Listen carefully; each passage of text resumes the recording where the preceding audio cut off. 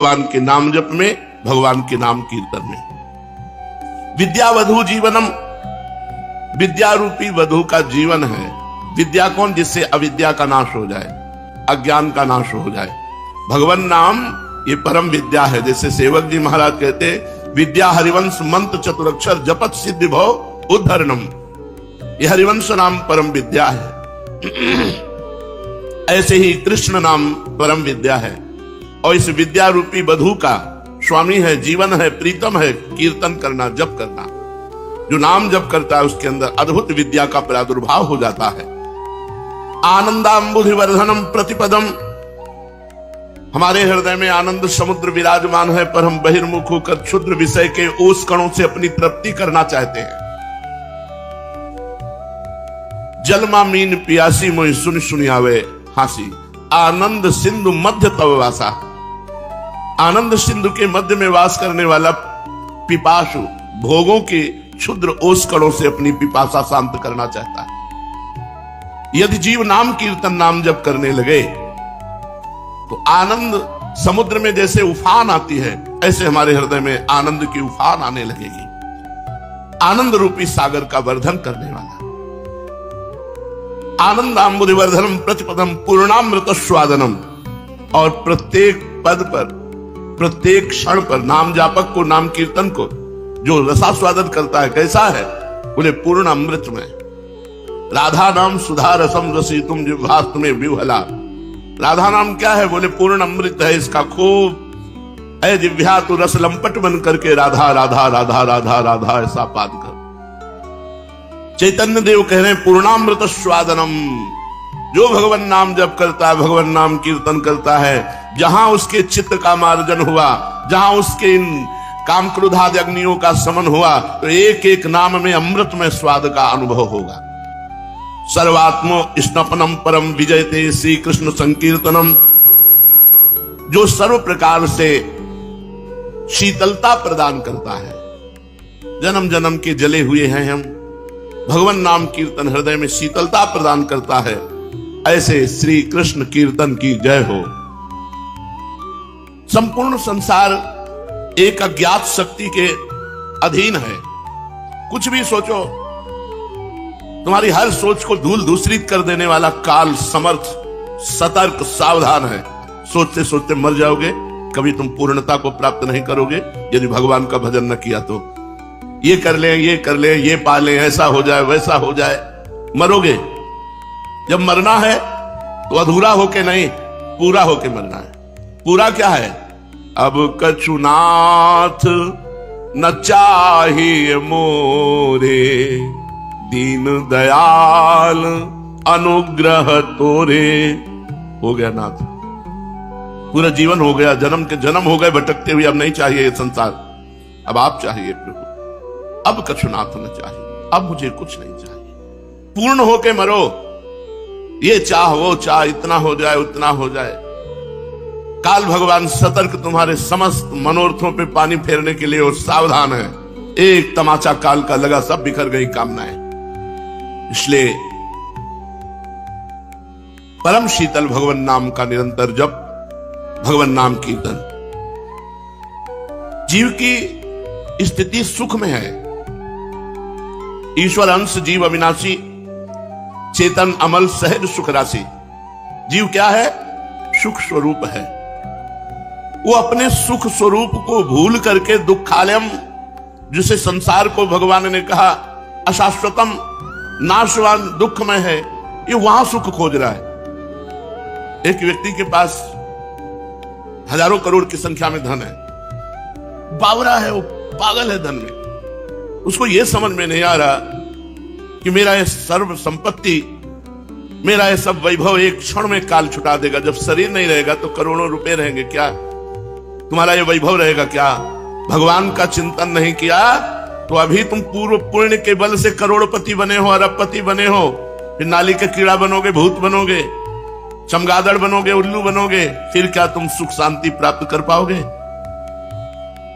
दुर्लभ देह पाए हरि पद भजु, करम वचन अरु जीते, मन पचितई है अवसर बीते। दुर्लभ मनुष्य देह मिली है भगवान के भजन करने के लिए, चलो जो समय गया सो गया, अब जो रहा उसको राख। हरि के चरणों के चिंतन में अपने चित्त को डुबो दो, तभी तुम्हें सुख मिलेगा, क्योंकि तुम भगवान के अंश हो। प्रकृति से, माया से तुम कभी सुखी नहीं हो सकते। ये लिख लो। चाहे पूरे त्रिभुवन की अकेली अकेली संपत्तिवान तुम हो, संपूर्ण वैभव के स्वामी हो, तो भी तुम सुखी नहीं हो सकते, क्योंकि तुम प्रकृति से सुखी होने वाले नहीं। तुम परमात्मा के अंश हो। परमात्मा के चिंतन में परमात्मा की स्थिति जब तक नहीं लाओगे, परमात्मा स्थिति, तब तक सुख नहीं पाओगे। आनंद का पुत्र होने के कारण ये जीव सदा आनंद की ही खोज करता रहा। मैं आनंदित हो जाऊं, ये भोग भोग कर, इस वस्तु का मालिक बनकर, इतने रुपए का धनी बनकर, ऐसा ऐसा, लेकिन आज तक आनंदित नहीं हो पाया। और की और कामनाएं बढ़ती चली गई, स्वाभाविक इच्छा बढ़ती चली गई। आनंद की चाह होना आवश्यक है, क्योंकि तुम आनंद सिंधु के अंश हो, लेकिन प्रकृति से नहीं, भगवान से आनंद। अगर आनंद में रहना है तो आनंद सिंधु से पृथक होकर नहीं, संसार से पृथक होकर, आनंद सिंधु के सन्मुख होकर। यहां उल्टा है, आनंद चाहिए भगवान से विमुख होकर, संसार के सन्मुख होकर आनंद ढूंढ रहा है। वो आनंद तब मिलेगा जब संसार से विमुख होकर भगवान के सन्मुख हो। सन्मुख होई जीव मोहि जबहि, जन्म कोटि अगनासों तबहि। जब जीव भगवान का शरणागत हो जाता है, करोड़ों जन्म के पाप भगवान नाश करके उसे आनंद प्रदान करते हैं।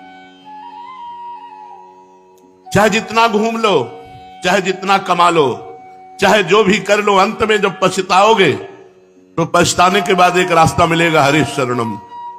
बिना भगवान की शरण हुए तुम्हें शांति, तृप्ति, आनंद, सुख कदापि कहीं नहीं मिलने वाला। संसारी पुरुष जब कुछ देता है किसी संत महात्मा या वो गर्व करता है कि मैंने कुछ दान किया। तुम्हारा नाशवान वस्तु है, हमारा सच्चिदानंद भजन है। तुम जो देते हो उससे बढ़कर हमसे लेते हो।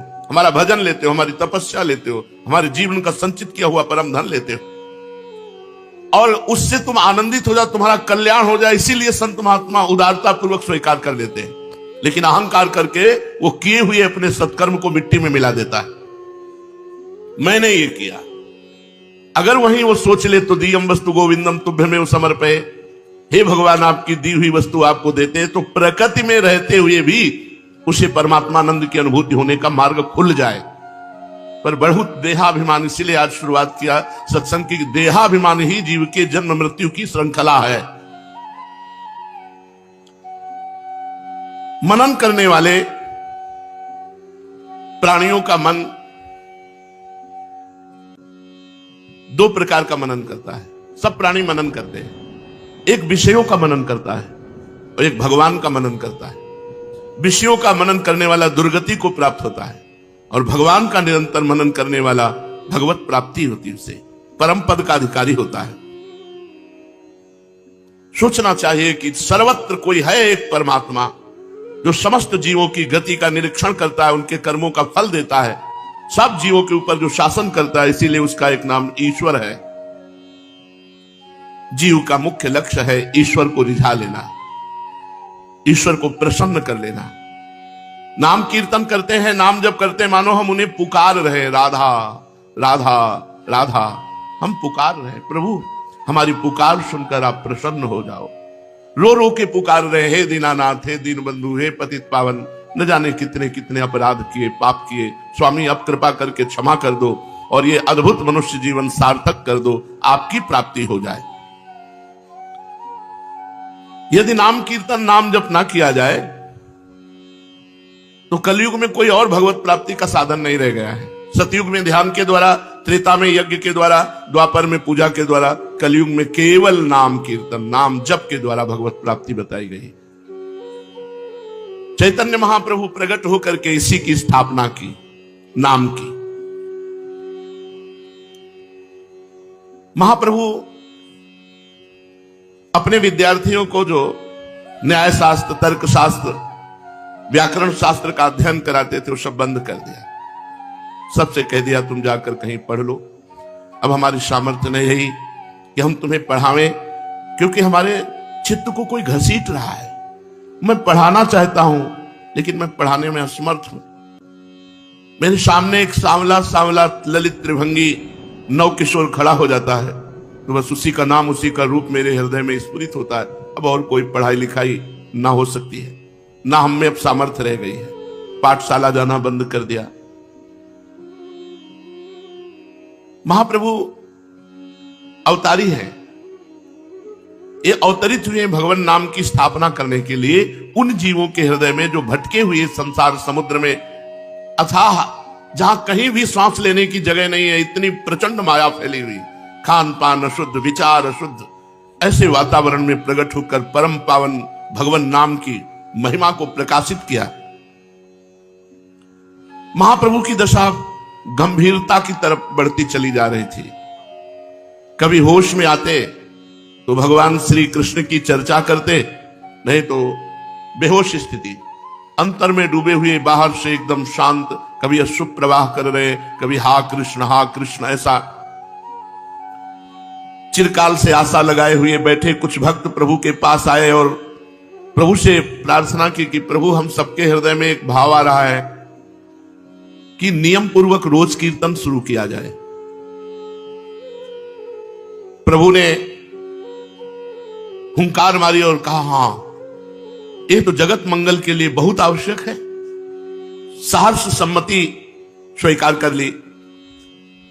अब यह हुआ कि कीर्तन हो कहां, तो पहले कीर्तन, सबसे पहले चैतन्य महाप्रभु का कीर्तन श्रीवास जी के घर प्रारंभ हुआ। श्रीवास जी की चर्चा पीछे सुन चुके हैं, महाभागवत है।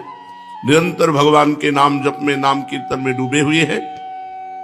सब भक्तों ने श्रीवास के घर संकीर्तन का निश्चित स्थान तय किया गया है और संकीर्तन का समय रात्रि। ये रात्रि विषयी पुरुषों के लिए सोने और भोगने का समय है, लेकिन योगियों के लिए, भक्तों के लिए जाकर भगवान के कीर्तन और भगवान नाम जब भगवत कथा करने का समय।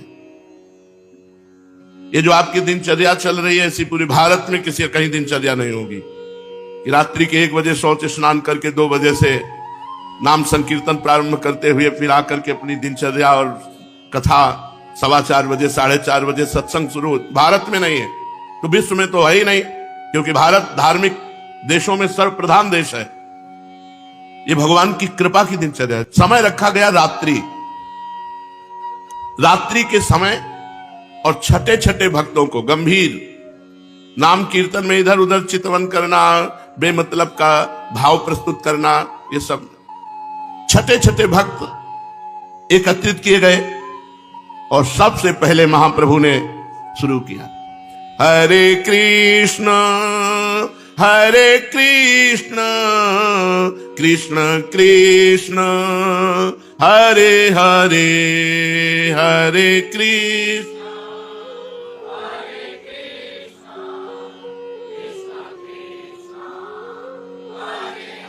हरे हरे राम, हरे राम राम राम हरे हरे, हरे राम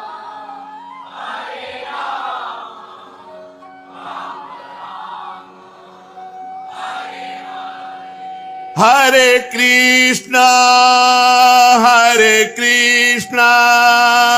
कृष्ण कृष्ण हरे हरे,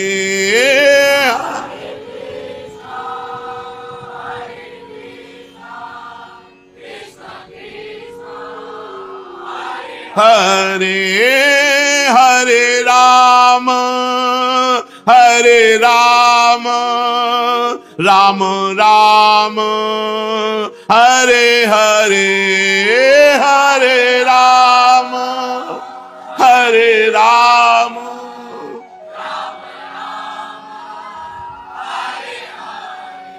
मृदंग, मंजीर, करताल, ये सब संगीत बज रहे हैं और जोर से भगवान नाम कीर्तन शुरू हुआ।